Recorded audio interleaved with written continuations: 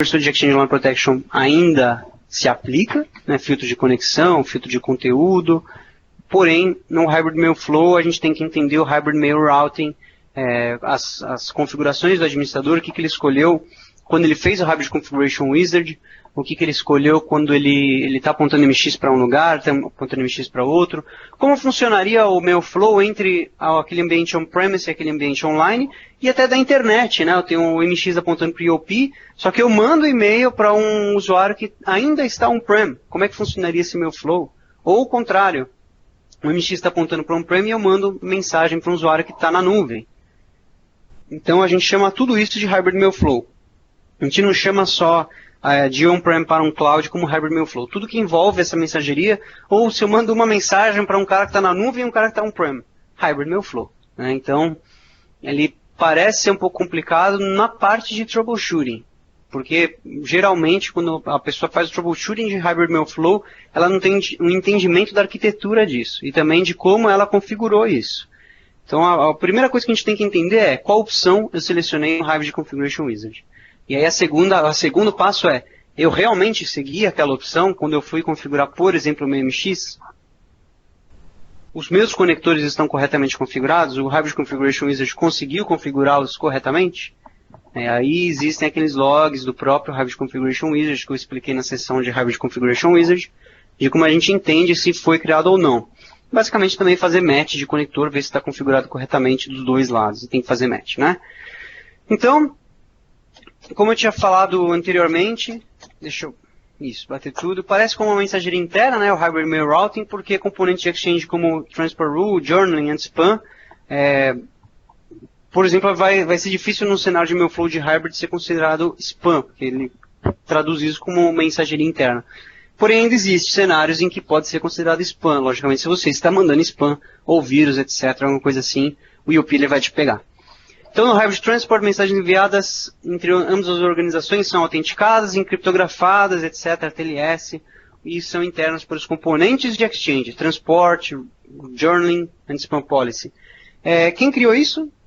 Hybrid Configuration Wizard, né? Não sou eu que criei o conector, habilitei TLS na unha. Hybrid Configuration Wizard fez isso para mim. Logicamente, se eu estou tendo algum problema, eu posso ver lá, editar ele, tentar resolver o problema, porém o Hybrid Configuration ele vai fazer isso sem que o usuário, o administrador, ele tenha interação na parte de conector.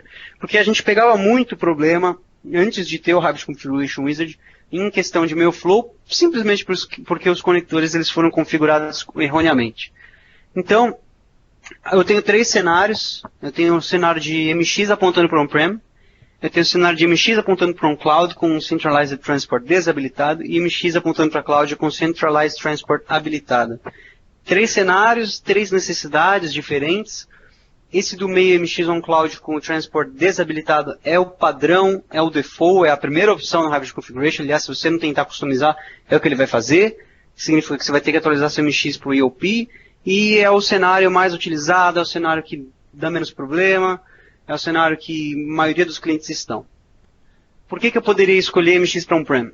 Às vezes porque você tem mais mailboxes on-prem, você não quer aquele hoop de Office 365 antes da mensagem bater on-prem. Mas são milissegundos. E também lembrando que você tem a solução de IOP como anti-spam. Então, para mim, que trabalha com Exchange há bastante tempo, que trabalha com Office 365 desde o BPOS, é indiferente se você tem muito usuário ambiente on-prem. Lógico, dá para discutir isso, né? Se a solução de Office 365 você já tem o IOP que é free, então você já está no produto, aliás, né? E você, consequentemente, você pode apontar ele para um cloud de qualquer maneira, aquele hoop a mais do IOP não te daria delay de mensagem. Temos clientes, muitos clientes que já ligaram aqui no suporte com um delay violento de mensagem, MX apontando para on-prem. Eu tenho 15 mailboxes on cloud, tenho 1000 mailboxes on-prem. Uma das recomendações que eu dou é aponta o MX para um cloud, aponta para o IOP, vamos ver como vai funcionar e funciona, resolve a questão de latência. Lógico, não é todo cenário que isso vai resolver, também porque isso varia, né? MX on cloud, Centralized Transport habilitado, eu vou chegar nele lá na frente. Por que alguma empresa selecionaria isso? São pouquíssimas empresas que usam isso, pouquíssimas mesmo. Geralmente elas escolhem isso por questão de compliance. mas mesmo assim, em questão de compliance, você ainda pode usar apontando MX on-prem e aumentar, por exemplo, a questão de tempo de log que você tem, de trace, né? Outras informações, outras coisinhas que você quer manter lá no seu ambiente on-prem. Bom ressaltar também que o Centralized Transport habilitado, eu vou mostrar nos exemplos, você tem bastante root a mais de e-mail, né? O e-mail ele anda um pouquinho de um lado para o outro até chegar no usuário final. E quanto mais etapas você tem, mais problemas você pode ter. Em questão de segurança de informação, em questão de higher availability, a gente sempre fala, quanto mais coisas você tem para dar errado, menor sua higher availability. Então, se eu tenho uma database, ela não tem backup, ela não tem a resiliência, XYZ, a higher availability dela é baixa. Então, se o Centralized Transport habilitado existe e ele começa a fazer root de um lado para o outro, começa a pingar de um lado do outro, na questão de uma perninha ali parar de funcionar, todo o seu mail flow vai parar. Então, ele usa mais features de produto, etc. Então, o MX apontando para on-prem, as mensagens elas são enviadas para os recipients, logicamente um cloud on-prem, não é só porque o seu MX está apontando para on-prem que quem está na nuvem não vai receber a mensagem, logicamente eles recebem, porém, o porém é que vai ser roteado para o seu MX, né? Ou seja, o seu Exchange on-prem, ou seja lá o que você tiver como MX. Uma mensagem que seria enviada para o seu recipient on cloud, ela vai primeiro passar para o on-prem, então ela vai ser entregue para o seu recipient online utilizando os conectores criados pelo Hybrid Configuration Wizard que você executou no seu Hybrid Server. Aqui esse cenário é o MX apontando para o ambiente on-premises. Deixa eu pegar vou usar esse carinha aqui em vez do laser point. Então esse cenário é interessante ser utilizado quando existe uma questão de legal compliance, auditar, manter journaling de mensagem no seu ambiente local. Algumas empresas de cartão de crédito, banco, a indústria farmacêutica, utilizam essa solução de MX apontando para o ambiente on-prem. Eu quero manter o trace por mais de 90 dias, quero manter ele por infinito tempo, XYZ, então eles utilizam esse tipo de solução. Então, um exemplo de mensagem que chega para duas pessoas chamadas Chris e David. Então, aqui o Chris, ele está no Exchange on-prem, vamos dizer 2013, né, porque está 2013 aqui. E o David, ele está no Office 365. Então a mensagem ela chega da internet, chega do Hotmail, sai do caio@hotmail.com e vai para o Chris e David. O Chris on-prem, o David on-cloud. Então no 2, logicamente eles possuem o mesmo Vanity Domain com tosso.com e como eu falei, a MX para eles está apontando para o ambiente on-prem. Então a mensagem ela é direcionada inicialmente para o seu on-prem CAS server. Então ela vai bater no CAS, o CAS como o papel dele, ele é como se fosse não vou usar a palavra proxy, não queria usar ela, mas ele vai fazer esse papel, né? Ele vai receber informação na internet e fazer um lookup para cada recipiente, usando o que a gente chama de Global Catalog. Então ele vai bater no Global Catalog e determinar que o Chris, ele é on-prem e o David Office 365. É o famoso target address aqui, né? Ele está como, um deles tem um target address apontando para contoso.mail.microsoft.com. Então, aqui, o David, por exemplo, né? Então, ele já entende, nesse cenário aqui, o caso e mailbox estão instalados no mesmo servidor, tá? O que a gente chama de All Rows no 2013. Então, ele vai fazer o papel de mailbox server e vai dividir a mensagem em duas cópias. O mais rápido, né, o número 4 aqui, uma das mensagens já é entregue para o Chris, porque ele está no ambiente on-prem. Então, o Chris está feliz de receber seu e-mail, e aí a gente vai para a segunda cópia da mensagem, que é para o David, que ele está no ambiente on-cloud.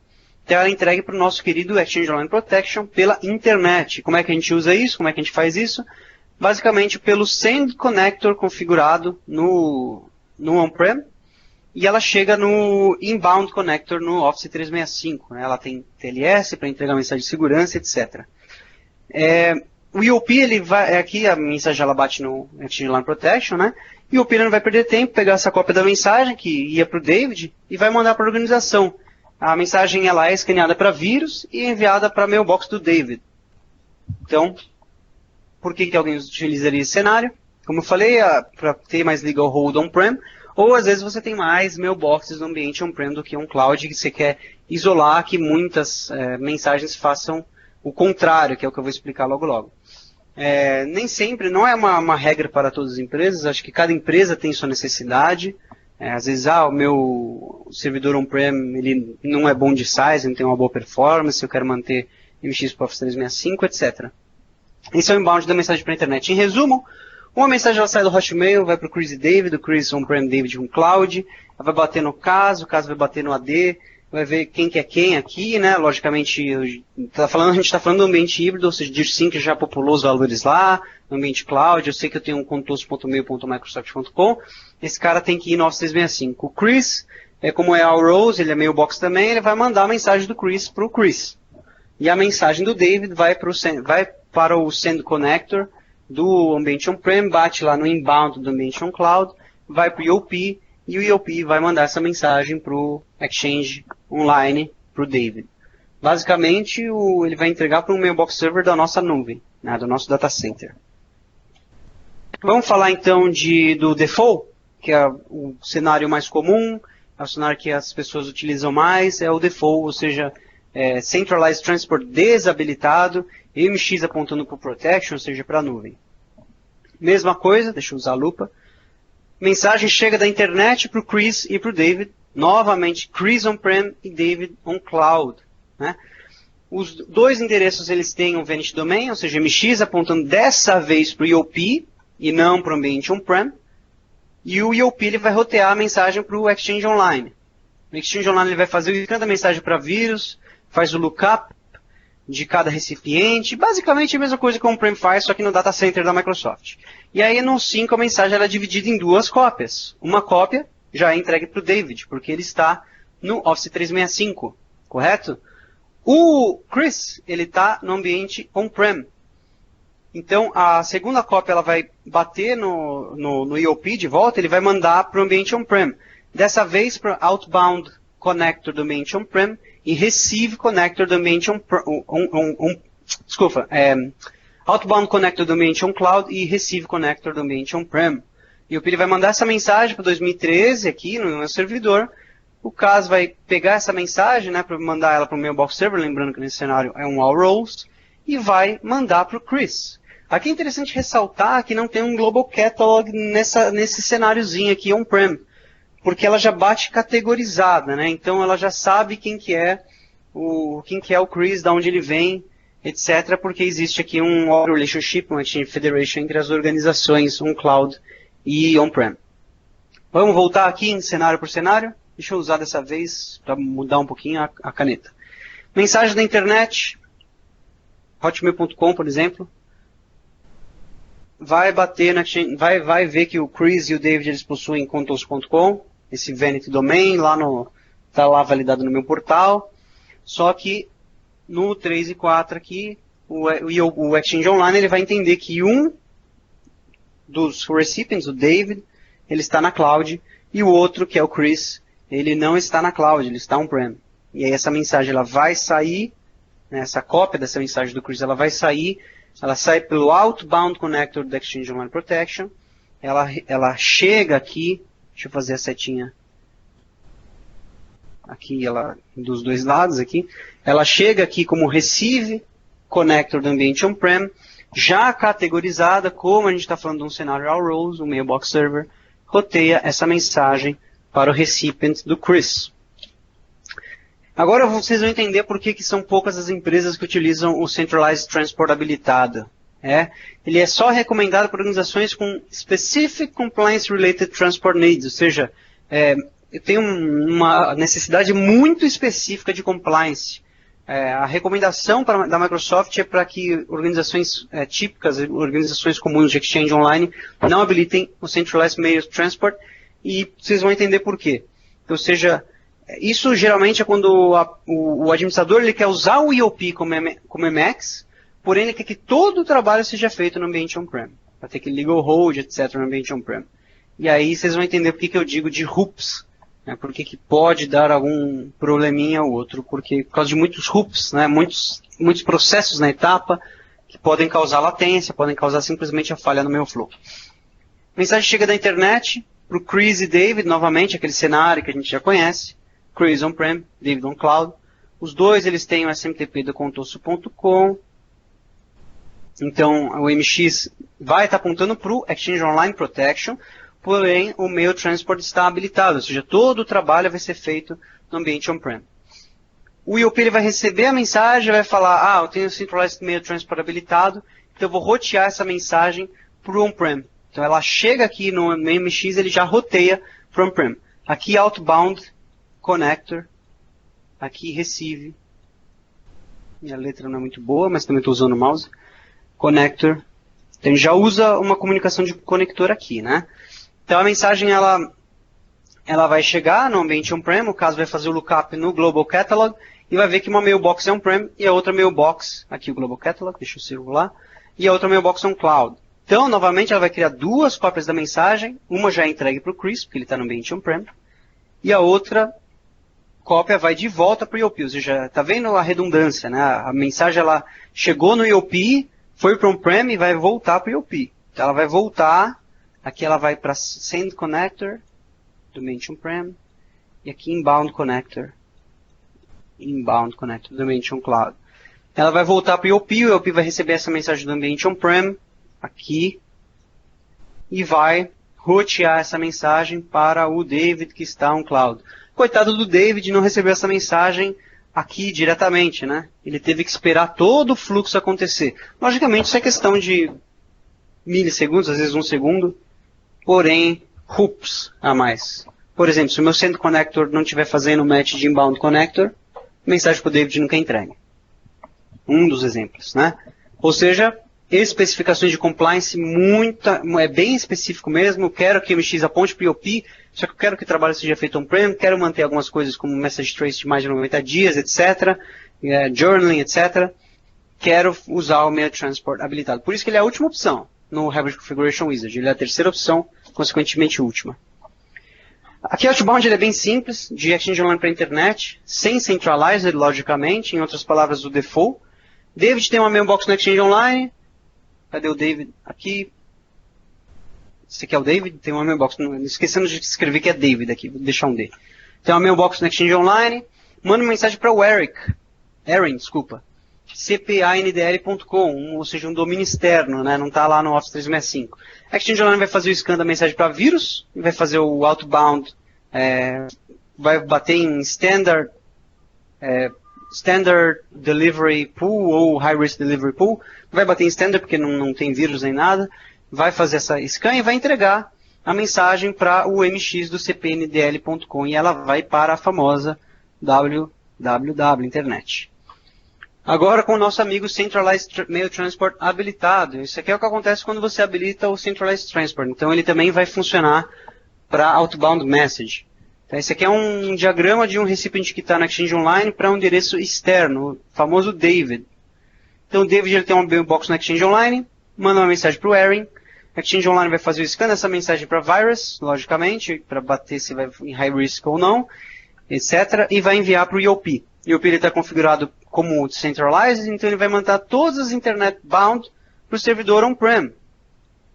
Então ele vai enviar a mensagem para o caso 2013, a Exchange vai fazer compliance, antivirus, outbound spam check na mensagem, no 4, e vai fazer o lookup do MX para cpandl aqui no 5, deixa eu linkar o 5 com isso, ele vai ver aqui o MX, e aí sim ele vai mandar para a internet. Ou seja, um RUP a mais de saída. Pode ter latência, pode ter problema. Muito específico, Mail Transport habilitado. Para terminar, já estamos acabando Cross-Premise Mail Flow, que significa Office 365 para on-prem e on-prem para Office 365. O difícil já foi, então isso aqui vai vir facinho. Send Connector on-prem, ele vai bater para o Inbound Connector na Exchange Online, Outbound Connector Exchange Online vai bater no Receive Connector on-prem.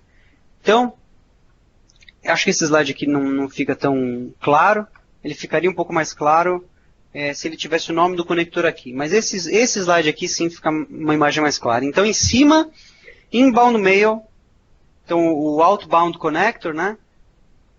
Ligando aqui no Receive Connector. São nomes que a gente tem que acabar decorando mesmo. Então, o Exchange Alarm Protection, ele usa o conector de saída e o ambiente on-prem usa o conector de recebimento. Então, essa é uma mensagem que ela vem, por exemplo, do ambiente on-cloud para o ambiente on-prem. Então, ela vai sair no outbound e vai bater no receive. E o contrário, uma mensagem de saída on-prem, ela vai sair pelo Send Connector e vai bater no Inbound Connector Exchange Online Protection. Então, ela faz isso aqui. Mesma coisa. Né? Acho que é só questão de entender o nome. Se ela Receive Connector On-Prem, Send Connector On-Prem, Outbound Connector Online, Inbound Connector Online, e aí cada fluxo.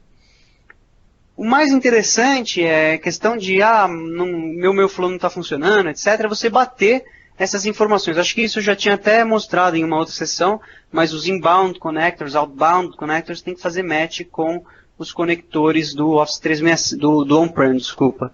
Tem um comando que é get connector, alguma coisa assim. Se eu der um Bing aqui, eu acho esse comando, mas é mais simples de ler no Command Line Interface do que Graphical User Interface. Então faça pelo PowerShell, é mais simples. Acho que é Get Send Connector, Get Receive Connector, Get Inbound Connector, Get Outbound Connector no 365. Troubleshooting de MailFlow, ele é bem simples se você entende e escopa o problema. Então, geralmente, primeiro antes de começar as perguntas, geralmente o MailFlow ele para de funcionar do nada, né? Se o cliente mudou o mail routing ou não atualizou os conectores corretamente, porque os conectores eles têm uma peça fundamental no MailFlow.